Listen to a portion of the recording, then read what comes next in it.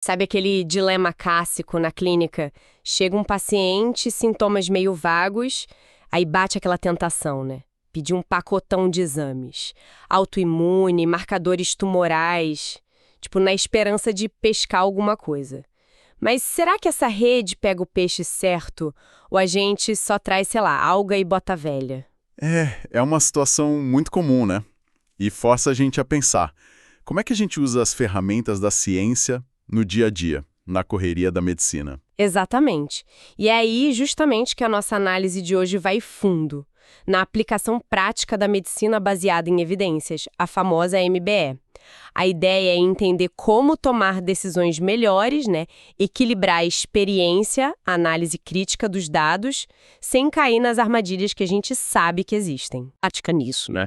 Que atua em terapia intensiva, no HC, no São Luís Itaim, e que também foi buscar aprofundamento em pesquisa clínica fora, em Harvard. A nossa missão aqui, então, é tentar desmistificar um pouco a MBE. Como é que a gente põe na balança a intuição clínica, aquele sexto sentido do médico mais experiente, e os dados, os números que vêm dos estudos? E qual o peso real da probabilidade antes mesmo de pedir um exame? E como saber se aquele estudo incrível que acabou de sair se aplica mesmo ao nosso paciente ali na nossa frente? Queremos tornar a MBE uma ferramenta mais intuitiva, mais acessível. Ok, então vamos começar a desembrulhar isso. Justamente por essa ideia do pacotão de exames. Por que pedir, sei lá, múltiplos marcadores tumorais ou um painel autoimune gigante sem uma suspeita clínica forte pode ser um tiro no pé? Olha, o problema central aí, eu acho, está nos conceitos de probabilidade pré-teste e pós-teste. A probabilidade pré-teste é assim: a chance que a gente estima que um paciente tem de ter uma doença antes de fazer qualquer exame específico. E ela é muito influenciada pela prevalência da doença naquela população, claro, mas fundamentalmente pelos achados da nossa conversa com o paciente, da história clínica detalhada, do exame físico minucioso. Isso é chave. Imagina que o exame diagnóstico funciona como algo que modifica essa probabilidade inicial. Ele age como uma razão de verossimilhança, né? A gente parte de uma probabilidade pré-teste, aplica a força do exame, a capacidade dele de mudar as chances, e chega numa probabilidade pós-teste. O que é fascinante aqui é que se a probabilidade pré-teste for muito, muito baixa, pensa na chance de alguém na rua, sintomático, ter lúpus, por exemplo. Mesmo um teste positivo, sabe? Especialmente se não for um teste com uma razão de verossimilhança altíssima. Ainda assim, vai resultar numa probabilidade pós-teste bem baixa. Entendi. Então, quer dizer, o resultado positivo pode até gerar ansiedade, óbvio, mas isoladamente ele não tem peso suficiente para confirmar um diagnóstico mais complexo, ou para justificar uma mudança de conduta na maioria das vezes. É isso. Exatamente. A gente não atinge aquele limiar de certeza que justificaria, sei lá, começar um tratamento com potenciais efeitos colaterais ou rotular alguém com uma doença crônica só com base nesse achado isolado, entende? Quando a suspeita inicial era mínima. Muitas vezes, acaba não alterando o raciocínio clínico principal, nem um plano terapêutico de verdade. Então tá, se sair pedindo exame a ismo não é o melhor caminho, como é que a gente pode refinar essa estimativa inicial, essa probabilidade pré-teste, de um jeito mais consistente? Aí entra o valor que para mim é insubstituível de uma boa anamnese e de um exame físico detalhado. São essas ferramentas clássicas, né? A base da medicina mesmo. São elas que realmente permitem aumentar ou diminuir a suspeita inicial de forma significativa. Cada detalhe da história que o paciente conta, cada achado, mesmo sutil no exame físico, funciona como um ajuste fino nessa probabilidade inicial. E além disso, a gente tem ferramentas que ajudam a sistematizar isso, né? Scores clínicos, tipo o score de Wells para TEP ou TVP, que é bem conhecido, ou os critérios para lúpus, artrite reumatoide, são exemplos práticos. Eles pegam vários achados clínicos, às vezes laboratoriais, dão uns pesos para eles com base em estudos e fornecem uma estimativa mais objetiva, mais robusta da probabilidade pré-teste. Isso ajuda a superar aquele valor preditivo baixo que muitos achados teriam sozinhos, sabe? Faz todo sentido. E falando em avaliação clínica, como fica aquela questão da experiência, do feeling, aquele famoso sexto sentido do médico mais cascudo? Isso tem validade ou é só impressão? Cimento de padrões muito refinado. Ele é construído, é aprimorado com o tempo, né? Com base em inúmeros casos que a gente viu, estudou, discutiu. Quanto mais paciente a gente vê, quanto mais a gente lê sobre as diferentes apresentações das doenças, mais apurado fica esse reconhecimento quase intuitivo de que algo se encaixa. Ou, tão importante quanto, que algo não se encaixa num padrão diagnóstico esperado. Só que é preciso ter cautela, né? Confiar só nisso, principalmente quando a gente está diante de uma situação clínica menos familiar ou fora da nossa área principal de atuação. Aí, nesses cenários, a objetividade, se apoiar em dados concretos, usar scores validados, consultar as evidências se torna ainda mais crucial. Isso levanta uma questão importante sobre achar o equilíbrio certo, né? Como integrar a subjetividade valiosa da experiência com a objetividade necessária dos dados. É um ponto crucial mesmo. Como a nossa fonte disse, e acho que vale sempre repetir, o melhor exame ainda é a anamnese e o exame físico. Uma história mal coletada, um exame físico superficial, não só falha em aumentar a probabilidade pré-teste, como pode levar a uma cascata de exames inúteis. Isso gera resultado confuso, ansiedade e, no fim, mais incerteza para todo mundo. A pessoa pede o exame sem base, o resultado vem estranho e aí ninguém sabe o que fazer com aquilo. E isso conecta com um ponto central da prática médica, né? Ela é, na essência, uma jornada de lidar com probabilidades, não com certezas absolutas. Aceitar essa incerteza que é inerente e, talvez mais importante, manter a curiosidade, sabe? Aquela inquietude intelectual para investigar melhor, para entender por que as coisas não estão se encaixando como esperado. Isso é fundamental. Quem acha que tem certeza de tudo na medicina corre um risco enorme de errar. Essa vontade genuína de entender, de investigar, é o motor para oferecer o melhor cuidado possível. Falando em incerteza e como lidar com ela, como é que a gente navega as evidências que a gente tem para aplicar na prática? A fonte trouxe uns exemplos ótimos dessa dificuldade. Por exemplo, decidir repor ferro em alguém que tem deficiência no exame, mas não tem anemia. Muitas vezes a evidência forte para isso vem de estudos feitos em pacientes que já tinham anemia, né?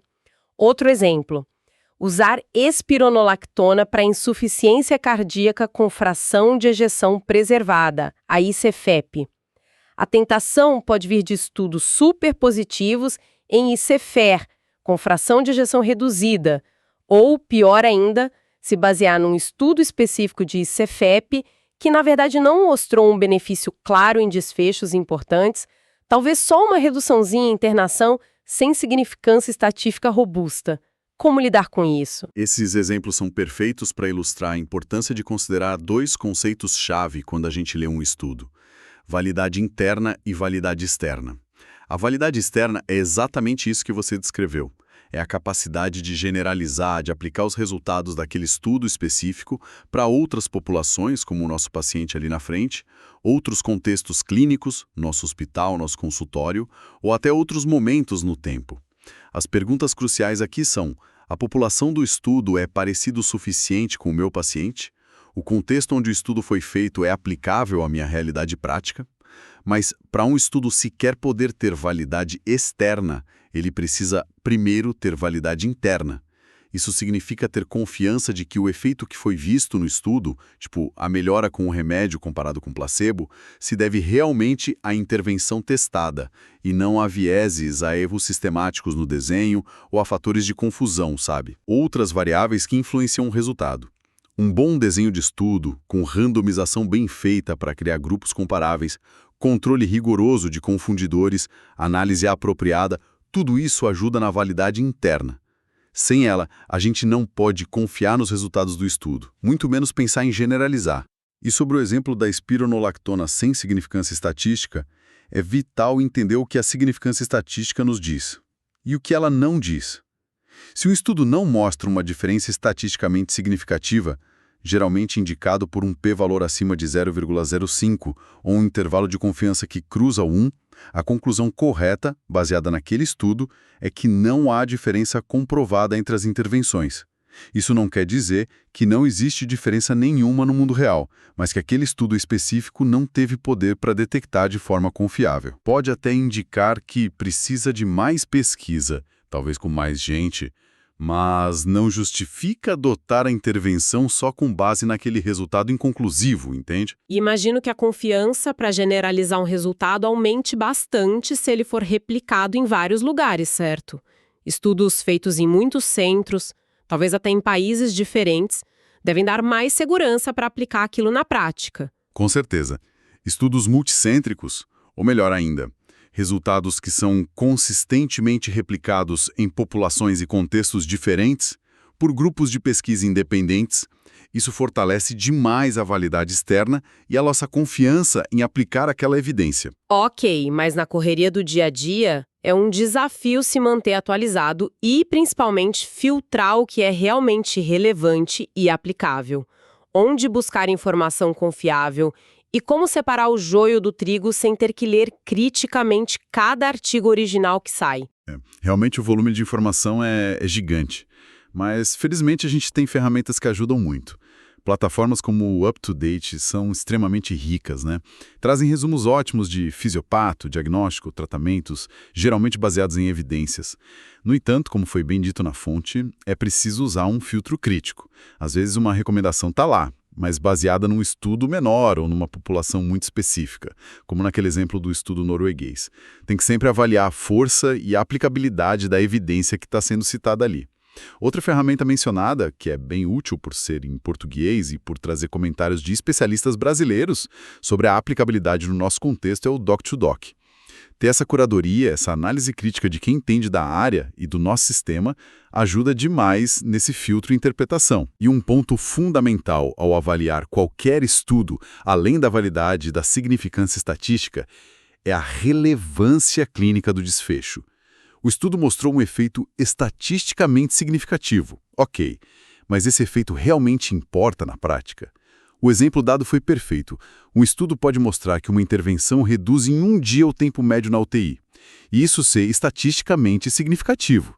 Mas se essa redução não se traduz em menos mortalidade, nem em menos tempo total de internação hospitalar, nem em melhor qualidade de vida depois, qual o impacto real para a vida do paciente e para o sistema? Se a gente conecta isso ao quadro geral, o benefício pode ser marginal ou até irrelevante, apesar da significância estatística. Qual a implicação prática disso tudo, então? Parece que aprender a ler criticamente, avaliar a validade, a relevância, a aplicabilidade das evidências é, na verdade, uma competência essencial, né? Não é algo que se aprende do dia para a noite. É mais uma habilidade que se desenvolve com treino, com exposição contínua, assim como a gente aprende a examinar um paciente, a interpretar um eletro, a fazer um procedimento. E falando em ferramentas que podem ajudar nesse treino e no acesso a conhecimento de qualidade, para quem está nessa jornada de aprendizado contínuo, seja na faculdade, na preparação para a residência, ou mesmo buscando se aprofundar já na prática. Se você é estudante e quer se preparar de verdade, entra agora em medcolb.com.br, baixa o app e aproveita o maior banco de questões do Brasil, com provas anteriores de todas as instituições, questões comentadas por especialistas, resumos práticos, aulas completas e flashcards prontos para revisar onde e quando quiser. É um recurso pensado para ajudar a construir e consolidar essa base sólida de conhecimento. E pensando especificamente em quem está começando, no médico recém-formado, qual deveria ser o foco principal nesse início? Já sair tentando devorar ensaios clínicos randomizados super complexos sobre terapias de nicho? Olha, o conselho da fonte nesse ponto é muito sensato, muito prático. O foco inicial tem que ser em ver paciente. Muitos pacientes. Ganhar experiência clínica real, sabe? Isso significa treinar incansavelmente a base. Aprimorar a técnica da anamnese para tirar informação crucial, refinar o exame físico para detectar o achado sutil, exercitar o raciocínio diagnóstico diferencial e, claro, construir uma base teórica sólida de fisiopato das doenças comuns, os tratamentos básicos, o feijão com arroz bem feito da medicina. A MBE, nesse sentido de leitura crítica aprofundada dos estudos primários, geralmente vem depois dessa base clínica e teórica bem estabelecida. Ela funciona mais como uma etapa de refinamento, sabe? É quando a gente começa a questionar e entender o porquê de fazer o que a gente faz. Qual desfecho específico a gente está buscando com aquele tratamento, em qual subgrupo de pacientes ele realmente funcionou, quais as limitações da evidência que suportam a nossa conduta. É aí que a gente mergulha nas melhores evidências, sejam diretrizes bem feitas ou os estudos primários que as embasaram. Sem dúvida, o caminho para evitar a tal da medicina de orelhada, né? Aquela prática, infelizmente, comum de fazer algo só porque viu um colega mais experiente fazendo ou porque sempre foi feito assim, sem entender a lógica ou a evidência por trás. É preciso ter essa inquietude de buscar o conhecimento e saber o porquê das condutas. Perfeitamente colocado. E parte fundamental desse conhecimento vem de entender a hierarquia das evidências. Tradicionalmente, a gente vê isso como uma pirâmide, né?